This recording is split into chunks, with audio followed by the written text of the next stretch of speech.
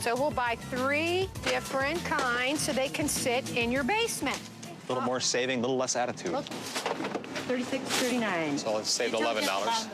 Mark and I work full-time to get what our kids need, and it seems like Denise and George, they do the bare minimum so they could get home, and they try to make up for the difference by sitting home and clicking coupons all day. To me, it makes no sense. In Pennsylvania, Mark and Denise begin shuttling the kids to each of their sports activities. Go, go, go, guys. Come on, hurry up. Come on, Brock. Good one. Brock, I'm going to Anthony's football game. I'll be back in a bit. Gee whiz, this craziness doesn't end. Come on, Anthony. Faster, faster. I've run from volleyball to baseball to football. This is too much. I am exhausted. With Mark, Bree, and Anthony still at sports practices, Denise has a chance to catch up with Brock over a quick dinner. You guys, always on schedule? We don't have other activities, so we can play games. We never get to watch a movie together or play games together.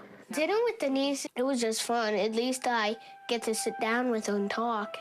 In this household, everything takes priority over family time. There's always other stuff going on. In Michigan, George continues his mission to bring Andrea over to the thrifty side, showing her how to skirt the 1 coupon per party rule. So how much are you saving by doing this? An extra $1. We need to go in separately to save that $1. That was embarrassing for me. Are you happy now that you saved your $1? Huh? Would you rather? Here, why don't you take $1 out of your purse and throw it away? Once they get home with no activities, it's family dinner and a night in for the homebody McIntyres. So now what will you guys do the rest of the night now? Play video games. House of pizza. So what do you say after you burp? Nothing really. You don't say anything after you burp? Yeah. What are you supposed to say? That's not funny. A 10-year-old boy needs to be social, out in the world, playing with his friends. I think the boys need a little bit of a push to get them into other sports, but truthfully, I think it's George and Denise holding them back. In Pennsylvania, Denise has spent another day shuttling the kids to their activities while Mark works out. The pace of their lives is absolutely insane. No family time. It's just go, go, go. When everyone gets home, they sit down to their first family dinner, but Mark's on the phone with a colleague. Does this normally happen, guys? Yeah.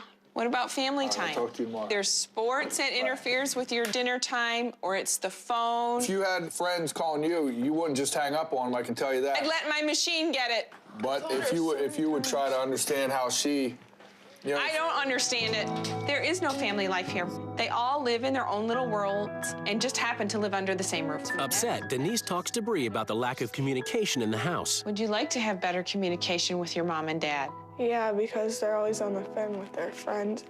We don't talk anymore. Does it make you feel like you're not priority 1? I can at least be a priority. Her children are never her first concern. Not enough to lay aside what she wants to do at a given moment. That always comes first. In Michigan, Andrea takes the boys to their only outside activity, batting practice. Andrea notices that even while playing sports, Nick and David don't socialize with the other kids. Now, are those your friends from school? He's not friends with anyone. Is that kid a bully? Is he? He hates me. One of the boys that was at the baseball game today bothers Nick at school, and it really bothered me because me as a parent, I'd be on that fast. The mother of the child that's bothering your son, I would have gone over to her and I would have simply said to her, your son is bullying my son and I want something done about it now. You want me to go to her house right now? Would that make you happy? I want you to stick up for yourself and I want your kids to stick up for themselves. Well, guess what? I don't raise my voice. She has this idea that I'm not assertive. Well, she's wrong. I can talk to people and, make them get my point without getting in their face and without raising my voice. Next, George gets in Andrea's face and raises his voice. I am talking, you listen. I listened to you all week. Damn it. When the rules change as the wives take control. You are not destroying our property. Dad, George, this is for your own good. Shut up.